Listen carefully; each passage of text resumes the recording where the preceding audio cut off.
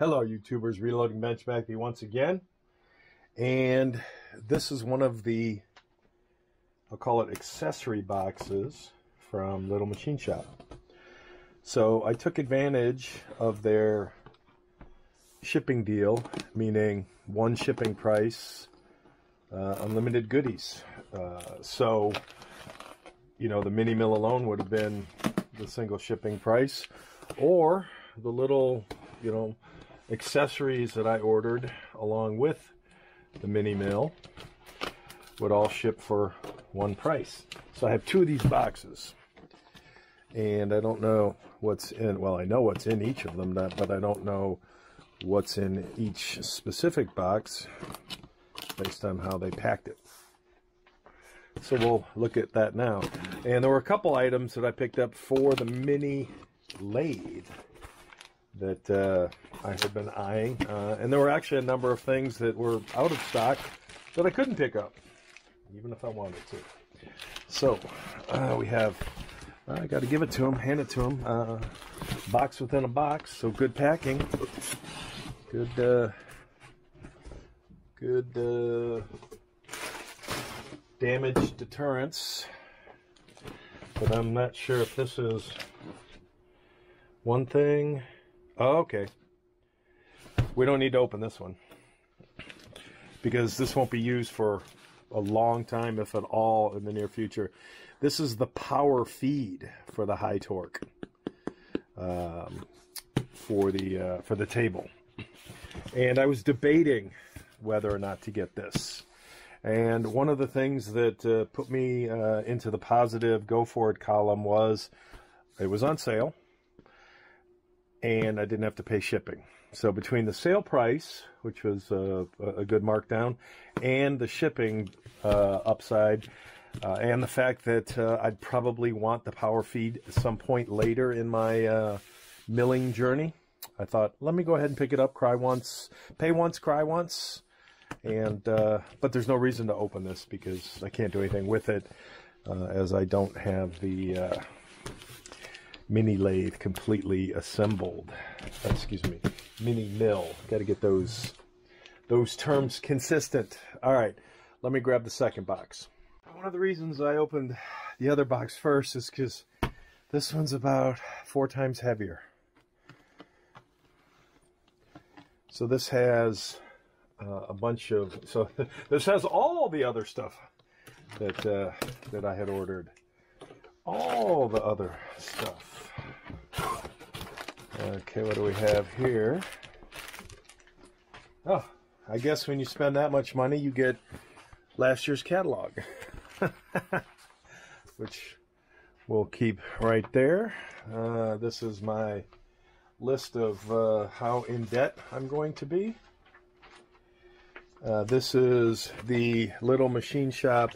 So I already have this in, oh, that's cool. Tap and drill magnet. That's cool. So I already have this manual in preparation. I have this manual, and that's too funny. I have a drill and tap chart in here too. So great minds think alike. Excellent. Okay, can't have too much documentation, no such thing. Put that back in my preparation. Okay, what do we have here? This is the vise mounting kit. I opted for the starter kit. This is an end mill set. So I was debating the starter kit, and I went ahead, and one of the things that convinced me to go for the starter kit was I priced everything individually on Amazon, and I came in very close to Little Machine Shop's prices. I'm sure this is all coming from the same place because my Harbor Freight kit looks identical to this, only it's a 20-piece set. So I could say that, oh, I didn't need this, so why get this? So I scratched the price of this off the off the kit. And when I added all the stuff that was in the starter kit and whether or not I could pick it up off the rainforest and at what price, I was going back and forth, back and forth. And then I thought, you know what, let's just go ahead and do this. One stop, one whatever. This is a wood turning tool rest and center for a mini lathe. And the reason I got that is because I thought, oh, it'd be cool to do some wood turning on the mini lathe.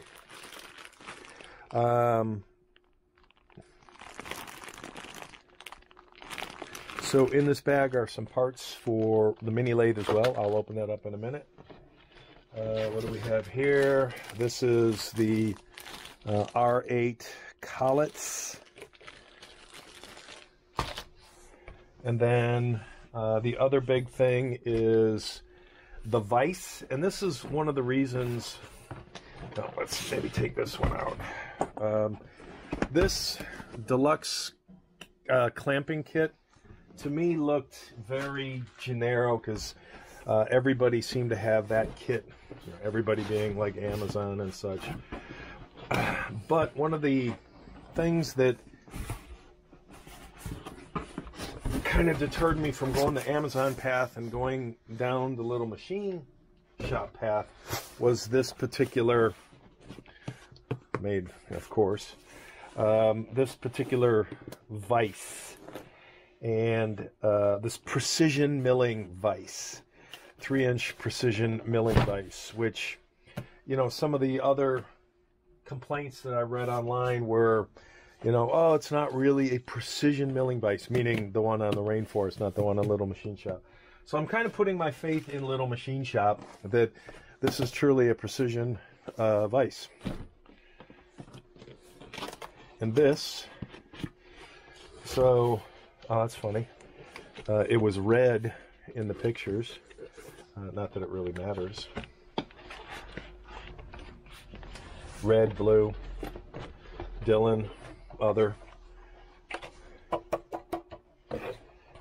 So there was one of the guys online, D's Workshop. He bought the same thing off eBay, and some of the pieces, I think, were either missing or threading was not on one of the pieces, but his seller made it right. So, again, you know, I guess I'll say this is all generic enough. Ah, but this is new, so we'll see. We'll see about that. I'm debating whether or not I open up this vise right now. I really don't. Okay, well. Now it's new and dropped. It's amazing when you put shit on a stool how it will fall. Stuff in the garage loves to fall. So we are going to, and that's done. We're going to put this back in the box because we don't need it right now. So there's no point. And you know what? I think we're going to put this back too because I don't need it right at this minute. I think once, same thing with the collets. This will open. This will save. And this is part of the mounting kit for the vise. So we'll put that away too. So we'll open some of these. And let me clear some space so that this heavy-ass box does not drop. One moment, please.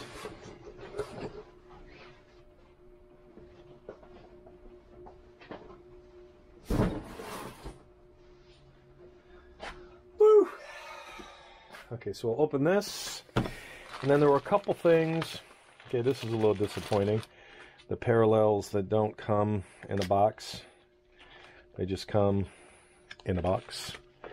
3-inch parallels. Again, it'd be nice if they came in a wooden box. So this is part of the problem when, you know, you buy on Amazon versus someplace like little machine shop. Like, it'd be really cool to have a little holding box, like a little wooden box. I decided to get this for the lathe for two reasons. One, the one I have is plastic, the protractor, and I took that off. And when I saw this, I was debating whether it looked metal or not, because when you look at the degrees, let me grab my Plasto one. All right, so here's the one that came on the machine, and I honestly don't even know if this will fit. But again, it was, you know, a few bucks. Okay, so it should fit. But this is the one that was on the lathe. This is plastic. This one is metal, but not steel, so I'm assuming aluminum, coated aluminum. But when you look at, you know, look at the degrees where they're just like, oh, we'll just push 40 on top of 30. Like, hey guys, no. You know, there's 30 degrees, there's 40 degrees. So, I mean, look at how off this plastic one is. Completely off on both sides. Again, in Chinesium. So I'm not saying that this is accurate, but I wanted to pick this up just because, as part of the shipping deal. So essentially free shipping. Whereas shipping and buying this alone, I'd have paid more in shipping than what this cost. And it's, you know, it's a metal piece. So I'll put it on the lathe to see how it looks. It looks in the sense of, you know, is it worth it? Because I did make a video, and I don't know if this will be before that video or after, about the protractors and the digital protractor as well. And I decided to try and upgrade my crank handles on the cross slide and the compound rest. So that's what these are. I don't know if again, same category, you know, small monies, free shipping. So let's see if it was worth it. Here's the other handle, the bigger handle for the slide. Edge finder, that was part of the kit. What is this? I already have these. These are center drills. I already have these. Again, this is part of the debate about, you know, do you need that kit? And then you know, the T-slot cleaner, which, you know, again, I think that 58-piece kit includes a T-slot cleaner, so, you know, redundant. So we'll put this back. These will get installed. I'm going to show you what it looks like, and then we'll open this. If I can only find where I put my knife. It's right here in front of me. So I wouldn't be doing a whole lot of woodworking on the lathe, turning on the lathe, but this kit allows it. So it's a mini center that you know, put in one of your quick change tools, so that you can hold a tool to do some wood turning. Again, if I was to do some wood turning on my lathe. Don't know that I would, but this gives me, looked a lot bigger in the pictures. This gives me the opportunity to do some minor wood turning on the lathe. So maybe we'll do this live. So I'll move the camera. Worth it to see. Late night interesting. Back in a minute. All right, where to start? Let's start with maybe the easy. Let's put. So this is a 60-degree 61 degree to be exact angle, based on tinkering around with my digital as well as analog protractor. Now, putting this scale, this protractor scale on here, takes away my ability to put either the steel or the aluminum, the analog protractor or the digital protractor. You know, I lose the ability to cover these two surfaces. So again, I don't know if this will be a keeper. Again, this is the plastic one, which I don't even know what that's supposed to signify. With the, you know, jammy numbers, how 30 and 40 are clear there, but 30 and 40 are kind of on top of each other there. I just thought that was funny. And one of the things that struck me when I was looking at Little Machine Shop online was the picture of this looked like it was, you know, the numbering and the scale looked a little more, I'll just use the term, accurate. So we'll see how that that works out. And it's always fun when you're doing stuff on the camera, or rather with the camera, and it's right in front of you, because I would probably be standing right where the camera is standing right now.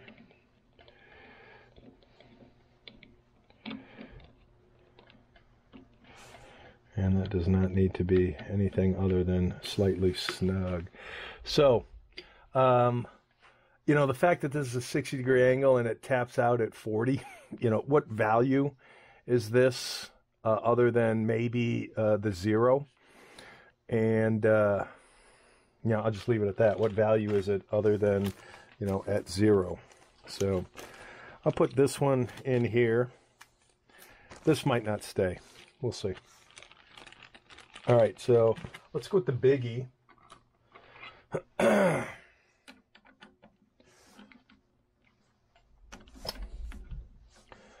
And I was guesstimating that all of this stuff would work. Could be wrong.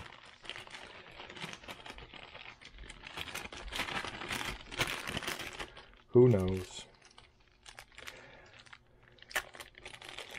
Wouldn't be the first time I bought something that was wrong. Dun dun dun dun.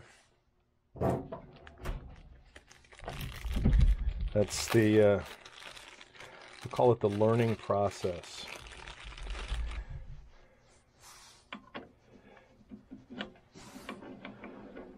Okay. So I don't know if I need this washer or not. We'll try it with the or not first, and then see how that goes.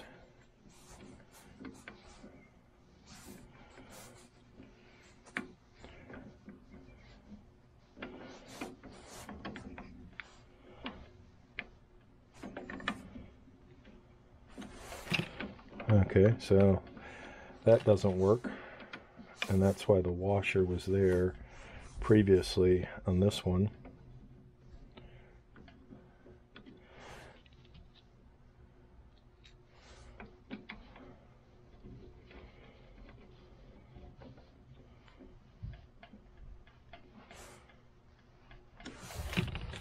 Whoops.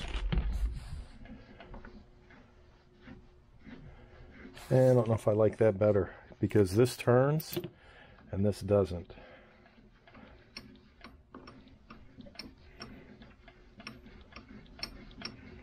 So I'm going to call it half a dozen of one, 6 of another. The machining on this is really shitty, really low end.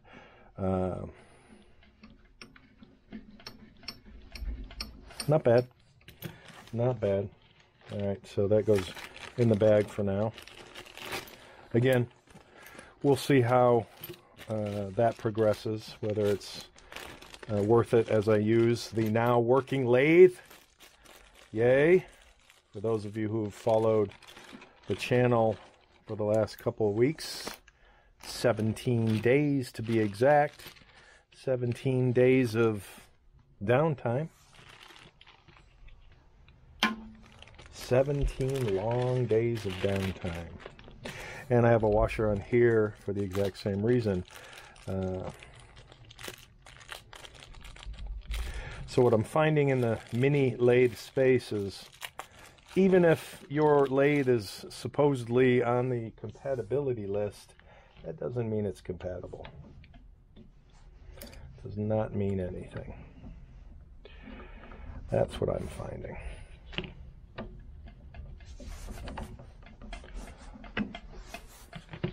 That was a tight pull.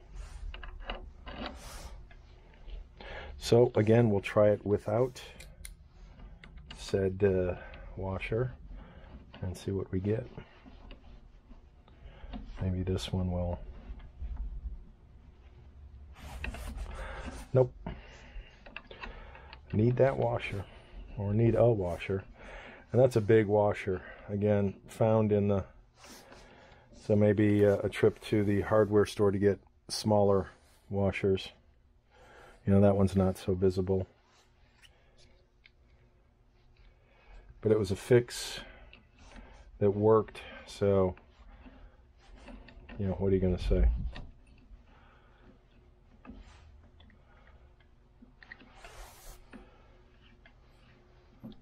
So this, I don't care how I loosen the Gibbs screws.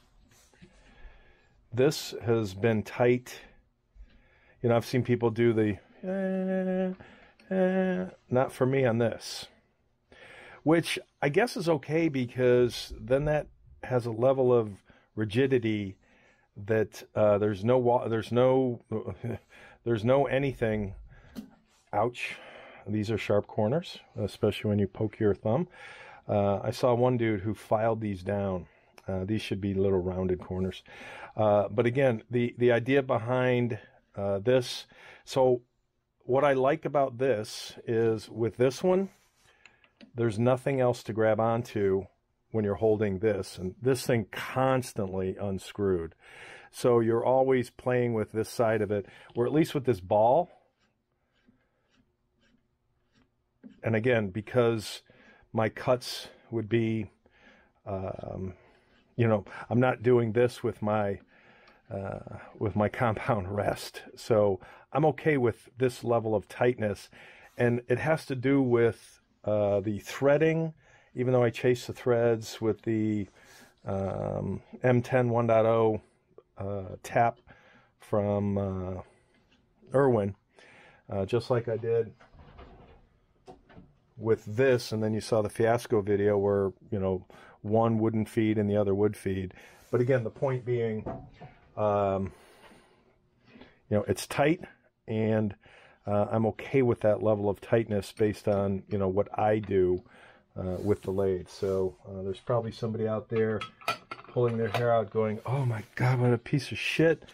And maybe, but it's my piece of shit, and it's my learning lathe. So when I get my, you know, $20,000 lathe after I become a crypto zillionaire, that's something to maybe consider when I have a garage that's full of nothing but my machining and reloading toys. So that is it for now. Kind of cool. The rest, as in the wood turning rest, maybe I'll assemble that on one of the quick change posts. Obviously it won't be mounted up on my quick tool mounts, quick change tool post mounts. But yeah, this adds a little element of upscale, I would say. I do like the little ball, so that, you know, turning, you know, is a little easier. I mean, technically I was doing the same thing, you know, one hand on the end and the other hand, but the ball makes it just a little, maybe it's psychological, who knows.